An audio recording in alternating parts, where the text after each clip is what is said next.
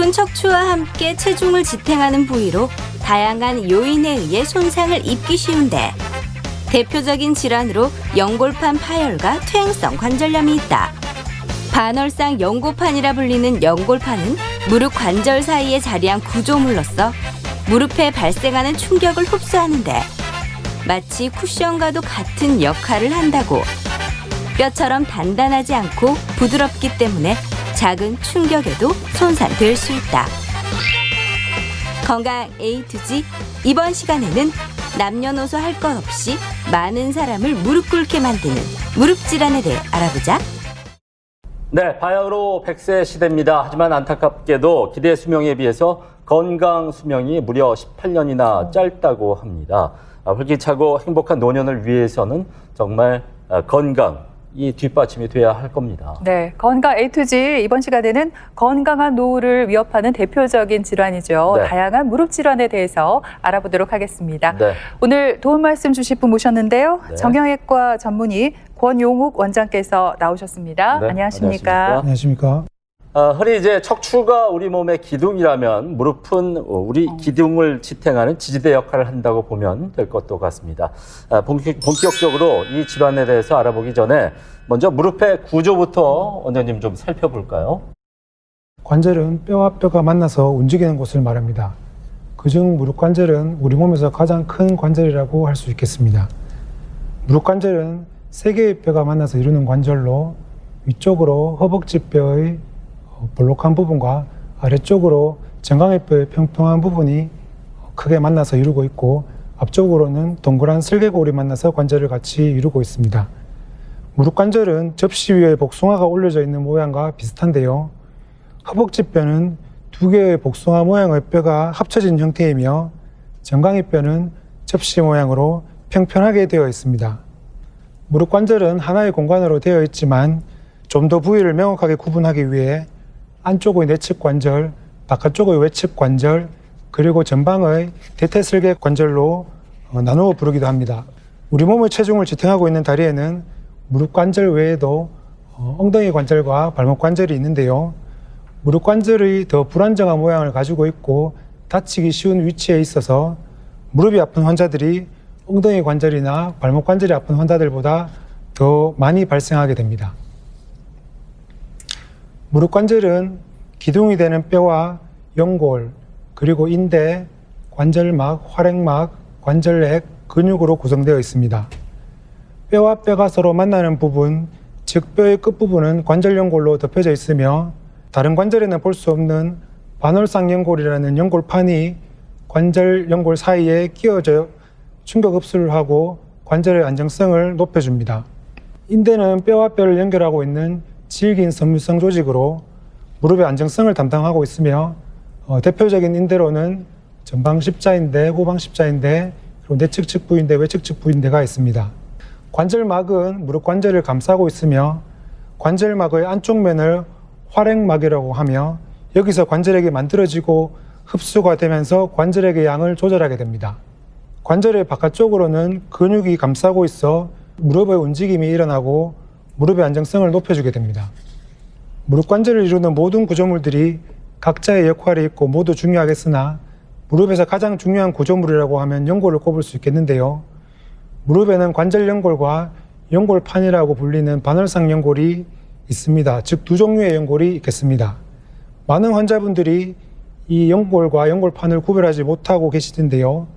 관절 연골과 연골판은 비슷한 연골을 하고 있지만 전혀 다른 구조물로서 각각의 구조와 특성을 이해하고 계시면 무릎 질환을 이해하는 데 많은 도움이 될 수 있겠습니다. 관절 연골은 뼈의 끝부분을 코팅하고 있는 부분이라고 생각하면 이해하시기가 좋을 것 같습니다. 두께는 3에서 4mm 정도이며 무릎에서는 허벅지 뼈의 아래, 정강이 뼈의 위, 슬개골의 뒷부분이 관절 연골로 덮여져 있고 아주 매끄러운 유리 연골로 이루어져 있습니다. 마찰 개수가 얼음의 5분의 1이라 아주 쉽게 미끄러져 무릎의 움직임이 원활하게 되고 70%가 물로 이루어져 있어 연골 속의 수분이 밖으로 나가고 안으로 들어오면서 뛰어난 충격 흡수 작용을 하게 됩니다. 견딜 수 있는 정도의 힘이 가해지면 연골의 모양이 일시적으로 변했다가 힘이 빠지면 원래 모양대로 돌아오게 됩니다. 연골은 혈관이 없어서 관절액으로부터 확산이라는 방식으로 영양 공급을 받습니다. 확산은 압력에 의해 침투되므로 무릎을 구부렸다 폈다 하는 운동과 무릎에 가지 않은 한도 내에서의 적당한 압력이 가해져야 영양 공급이 원활히 이루어져 연골의 퇴화를 막을 수가 있습니다. 또한 재생이 잘 되지 않기 때문에 손상을 받거나 퇴화되면 원상태로 돌려놓을 수 없습니다. 연골판은 정강이뼈에 얹혀있는 C자 모양의 구조물로 모양이 초생달을 닮아 반월상 연골이라고도 합니다. 안쪽과 바깥쪽에 각각 하나씩 있으며 앞쪽 끝부분과 뒤쪽 끝부분은 아래에 있는 정강이뼈에 붙어 있고 옆쪽은 관절막에 붙어 있습니다. 허벅지뼈와 정강이뼈 사이에 끼어 있기 때문에 수직으로 부하되는 체중을 방사상으로 퍼뜨려주는 후프 텐션의 기능이 있어 걷거나 뛸 때 무릎에 가해지는 충격을 흡수하게 됩니다. 연골판은 단면이 삼각형이어서 비교적 평평한 정강이뼈를 조금 오목한 모양으로 만들어주어 무릎 관절의 안정성에 도움을 주며 관절막에 붙어있는 주변부의 혈관으로부터 영양 공급을 받고 있습니다. 우측 아래 그림과 같이 관절막에 붙어있는 바깥쪽은 혈관이 통해 있지만 안쪽에는 혈관이 없어 연골판이 찢어지면 바깥쪽은 붙을 수 있지만 안쪽은 치유가 되지 않습니다. 네, 연골과 연골판이 어떻게 다른지 먼저 살펴봤습니다. 네. 네, 이번에는 오해와 진실을 통해서 무릎 연골에 관한 궁금증을 알기 쉽게 풀어보겠습니다.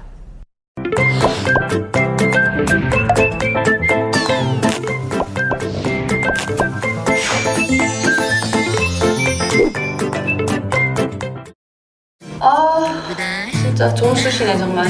아니 코로나 때문에 이게 밖에 나가지도 못하고 막 등산이라도 가고 싶은데 막. 자기야 지금 등산이 중요한 게 아니다. 사회적 거리두기 철저하게 실천해야지. 내 하나쯤이다 하는 생각 그런 생각 할 거 아니지. 알지 모르나 그러니까 집에 있지.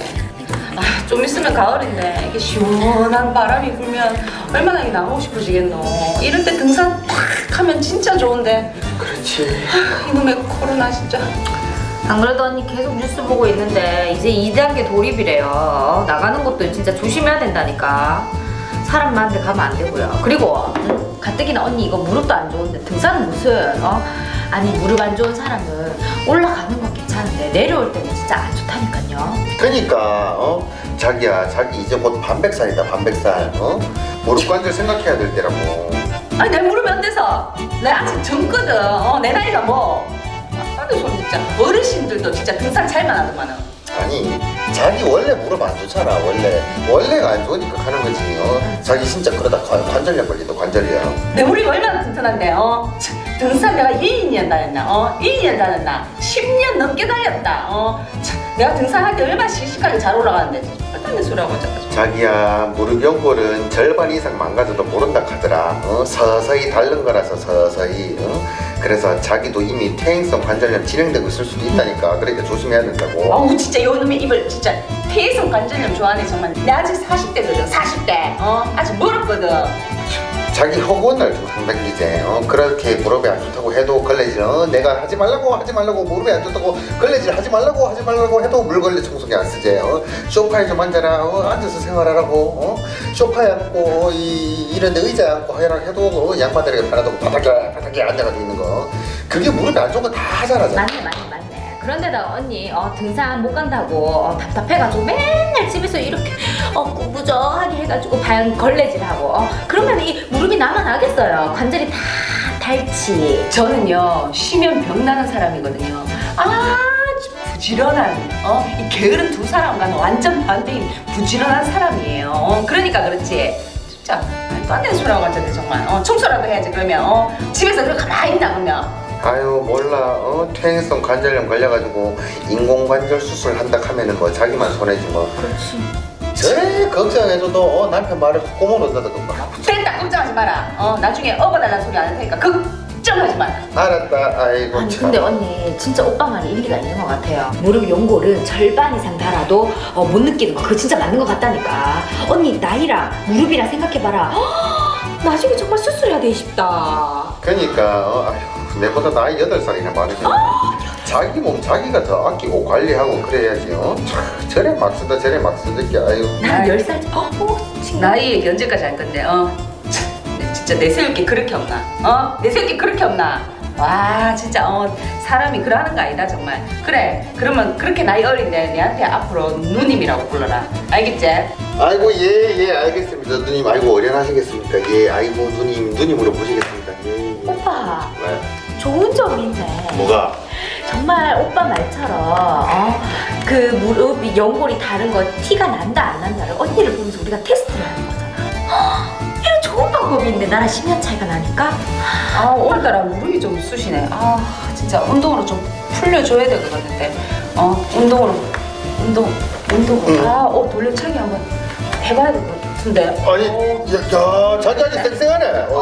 저기 관절염인지 아닌지 한번 테스트 한번. 언니 관절염 아닌 거 같아요. 해봐. 관절염 아닌 것 같아요. 관절염 아닌 것 같아요. 아닌 것 같아요. 네, 오해와 진실 첫 번째 질문 드립니다. 네. 무릎 연골은 절반 이상 망가져도 증상이 없을 수 있다. 살짝 헷갈려요. 이 네. 문제 정답 두 분 올까요, X일까요? 저는 질문을 듣자마자 오늘 문제가 왜 이렇게 쉽지? 이런 생각을 했습니다. 그래요? 네, 저는 정답 X라고 생각을 합니다. 아니, 무릎의 연골이 절반 이상 마모가 될 때까지 뭐 아프거나 이런 증상이 없을 수가 있을까요? 엄청 아플 것 같은데. 정답은 X란 얘기죠. 그렇죠. 아니요, 정답은 O입니다. 오. 이 간과 췌장을 뭐 침묵의 장기라고 하잖아요. 네. 암에 걸려도 생겨도 증상이 없는 경우가 있듯이 네. 이 무릎 연골도 절반 이상 마모가 되더라도 증상이 없을 수가 있을 것 같거든요. 그래서 저는 O로 하겠습니다. 누가 정답인가요? 원장님 누가 정답이에요? 예, 이 문제의 정답은 철원 씨가 맞춘 것 같습니다. 예. 앞에서 관절 연골에는 혈관이 없고 연골판에도 바깥쪽에만 혈관이 있다고 말씀을 드렸는데요. 신경도 마찬가지입니다. 관절 연골에는 신경이 없어 70% 정도가 다를 때까지 특별한 증상이 없을 수 있습니다. 하지만 모든 경우에서 통증을 느끼지 못하는 건 아니고요. 연골판이 많이 벗겨지면 연골 안쪽의 뼈에 압력이 가해져 통증을 느끼게 됩니다.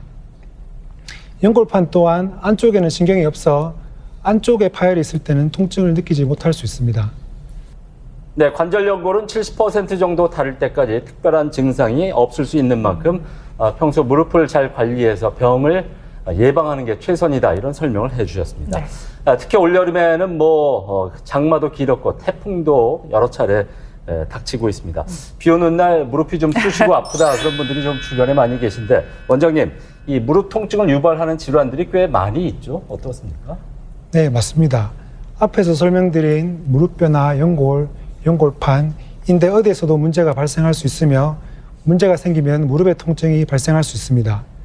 대표적인 원인 질환으로는 나이가 들면서 연골이 닳아서 아픈 퇴행성 관절염이 있으며 연골판과 인대 손상으로 인한 슬레장이 있습니다. 그 외에도 관절 바깥쪽 구조물에 염증이 생겨서 아픈 건염, 건초염, 점액양염이 있을 수 있고 류마티스 또는 통풍 같은 염증성 관절염이 있겠습니다.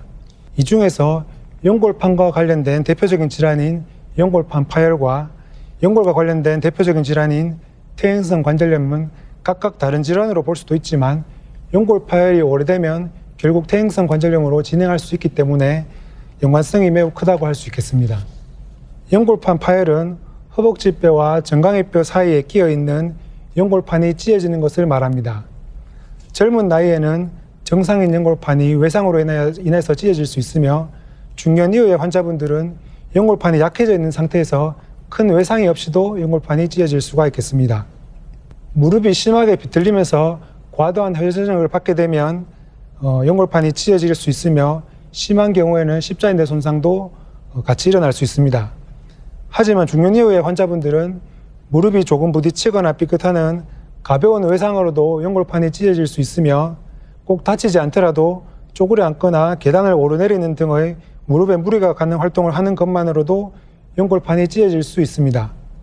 이는 관절 연골이 닳아서 아프게 되는 퇴행성 관절염 진행 과정의 일부로서 사람이 나이가 들면 노화 현상으로 인해 연골판으로의 혈류 공급이 감소하게 되고 이로 인해서 연골판 조직이 변성하고 약해져서 쉽게 찢어지는 상태가 되기 때문입니다.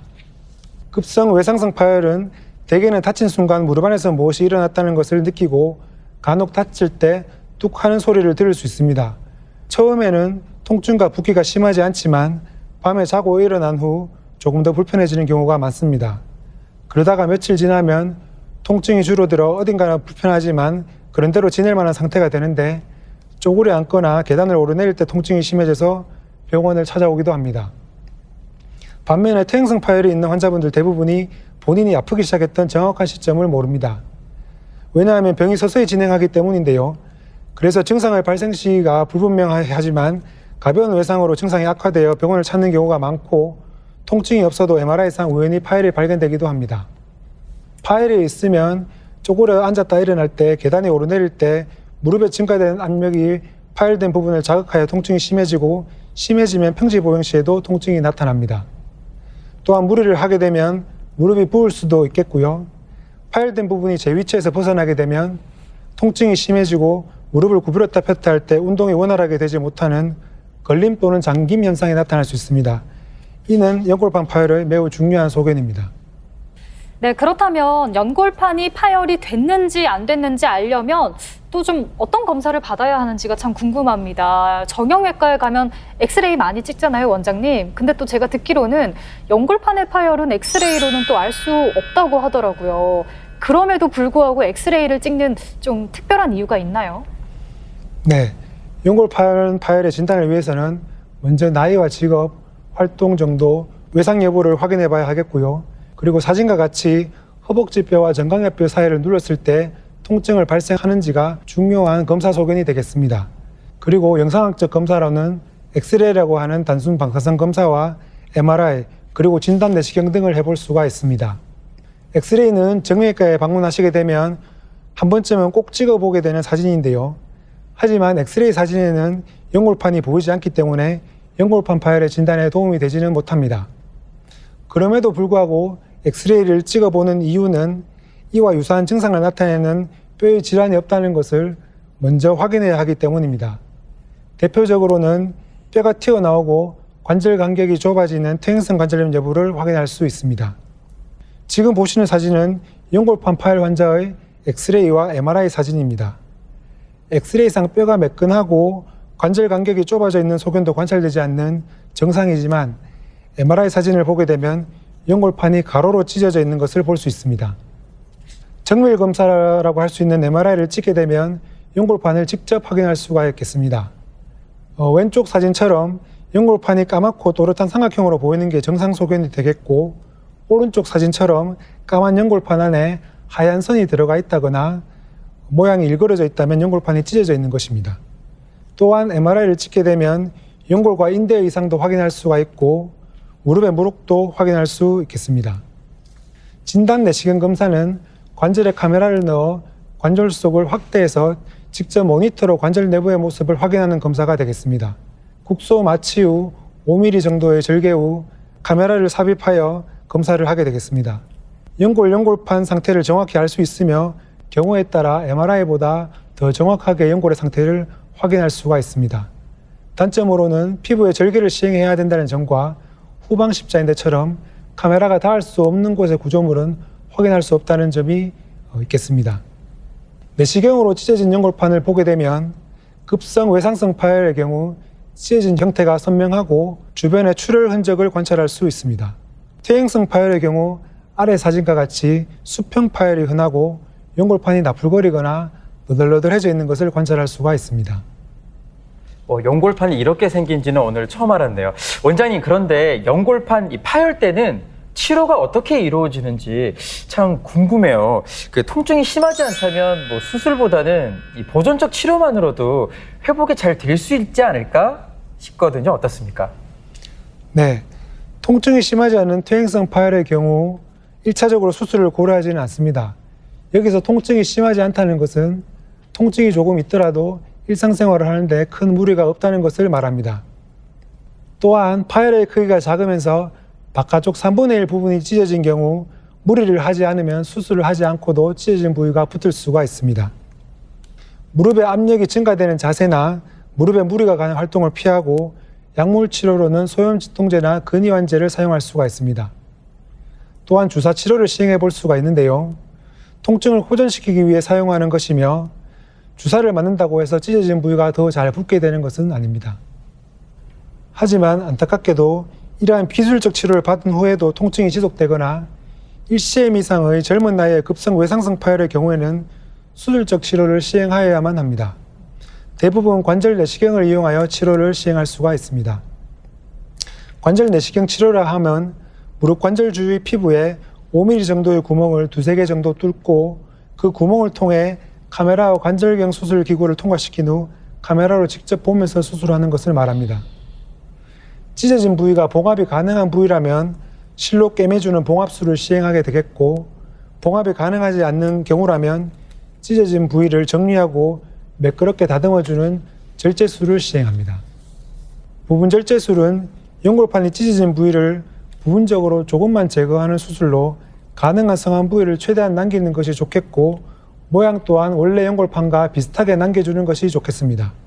위에 왼쪽 사진을 보시면 연골 사이에 끼어있는 연골판이 찢어진 것이 관찰되며, 오른쪽 사진은 찢어진 부위를 매끈하게 정리하고 난 후의 사진이 되겠습니다. 하지만 아래와 같이 연골판이 너무 심하게 찢어져 있는 경우 전절제술을 시행하게 되며, 환자의 상태에 따라 추후 연골판 이식술이 필요한 경우도 있겠습니다.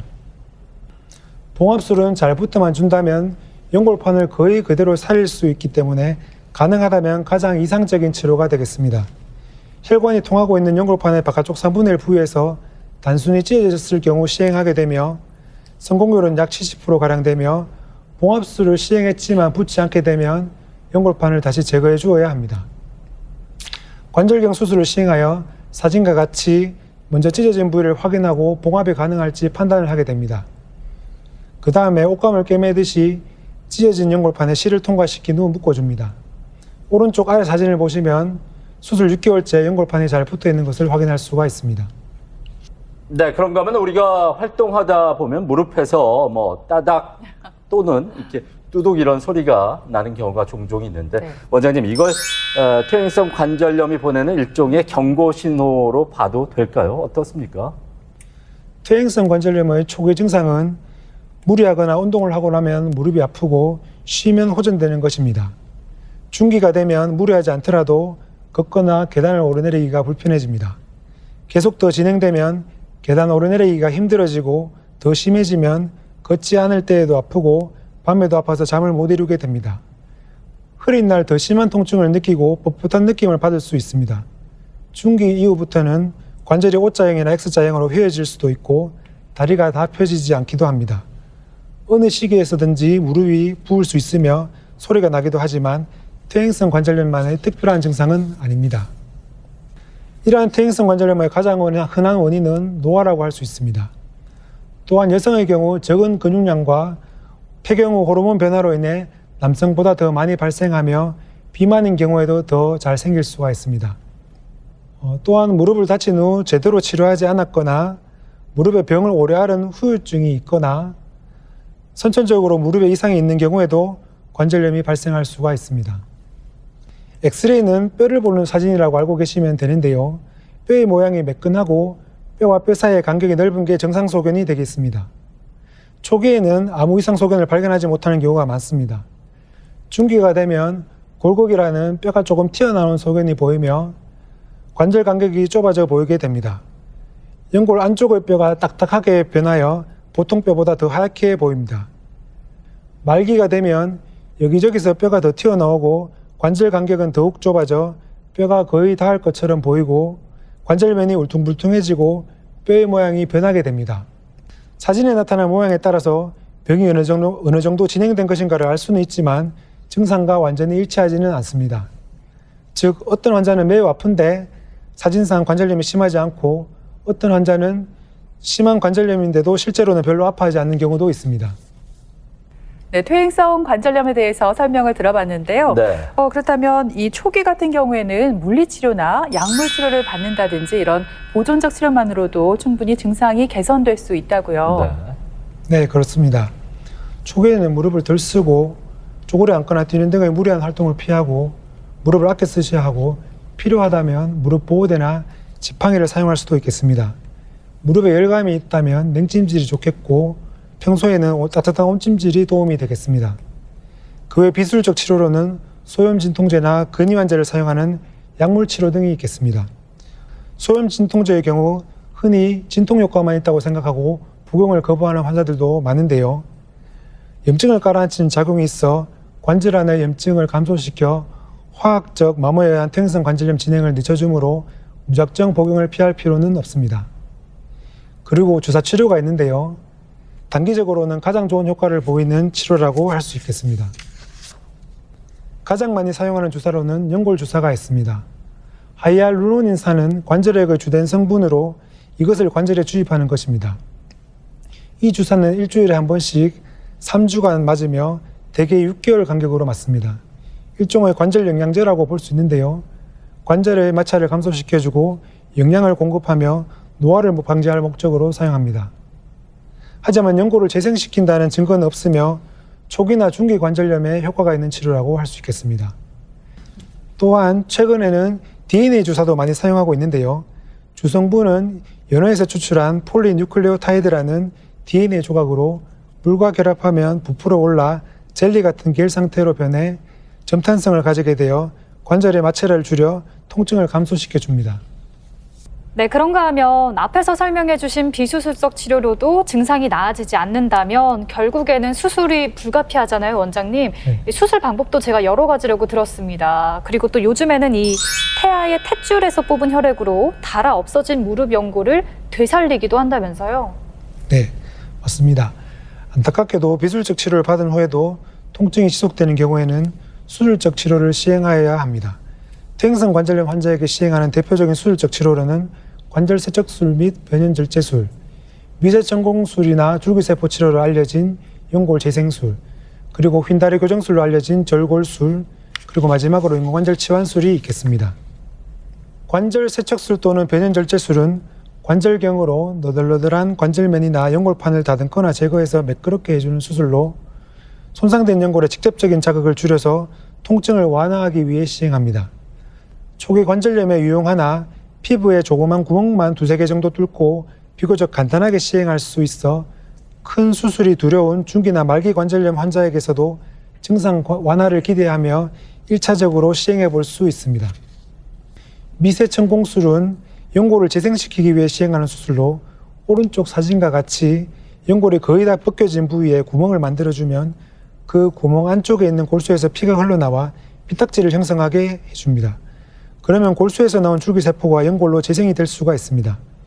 하지만 이때 재생되는 연골은 원래의 유리연골과는 조금 다른 섬유연골 또는 유사유리연골이 되겠습니다. 연골 재생술은 예측이 불가능해서 환자분들에게 설명할 때 농사에 비유하는데요. 씨를 뿌리고 농사를 지으면 풍년이 들 수도 흉년이 들 수도 있듯이 아래 왼쪽 사진처럼 연골이 비교적 잘 살아나는 경우도 있고 아래 오른쪽 사진과 같이 구멍이 난 부분에서만 연골이 조금 살아나는 경우도 있습니다. 아무래도 재생 능력이 좋은 젊은 환자들에게서 더 효과가 좋은 치료 방법이 되겠습니다. 다음으로 환자분들이 많은 관심을 가지고 있는 줄기세포 치료가 있습니다. 줄기세포 치료를 주사 치료를 알고 계시는 분들도 많은데요. 줄기세포 치료는 미세천공술과 거의 유사한 수술이라고 이해하시면 될 것 같습니다. 차이점은 미세천공술은 내 몸 속에 있는 줄기세포를 나오게 해서 연골을 재생시키는 것이고 줄기세포 치료는 내 건 아니지만 나의 연골로 재생될 수 있는 제품화된 줄기세포를 사용하는 것입니다. 성인이 되면 몸속에 줄기세포가 많지 않기 때문에 제품화된 줄기세포를 사용하게 되면 많은 수의 줄기세포를 넣어줄 수가 있습니다. 따라서 연골 재생 가능성을 더 높여줄 수 있겠습니다. 병원에서 수술 시 사용하는 줄기세포는 태아의 탯줄에 들어있는 혈액에서 분리 배양한 것으로 유리연골로 재생된다는 장점이 있습니다. 오른쪽 사진을 보시면 상안부의 연골을 깨끗이 정리하고 미세천공술 시보다 좀 더 큰 구멍을 만들어준 뒤 줄기세포를 넣어주고 1년 6개월 뒤 정상연골과 매우 유사한 연골이 잘 재생되어 있는 것을 관찰할 수 있습니다. 대부분의 병이 그러하듯이 무릎의 연골판 연골 질환도 초기에 정확한 진단과 적절한 치료가 이루어지고 주기적인 경과 관찰 및 관리가 이루어진다면 큰 수술을 시행하지 않고도 안 아프게 잘 지내실 수가 있습니다. 무릎에 통증이 생기시면 일단 휴식을 취해보시고 그래도 통증이 호전되지 않는다면 가까운 정형외과를 방문하셔서 무릎 통증을 날려버리시길 바라며 또 그렇게 도와드리도록 하겠습니다. 네, 이렇게 지금까지 들으신 것처럼 무릎 연골은 혈관이 없기 때문에 한번 손상되면은 스스로 재생될 수가 없습니다. 그런 만큼 예방과 조기 발견이 무엇보다 참 중요합니다. 네, 무릎이 아플 때 파스나 찜질 등으로 버티시는 분들이 많은데요. 네. 참는 게 능사가 아니라는 점 기억해 두시기 바랍니다. 네. 지금까지 이 시간 도움 말씀에 네. 정형외과 전문의 권용욱 원장께서 수고해 주셨습니다. 오늘 네, 고맙습니다. 고맙습니다.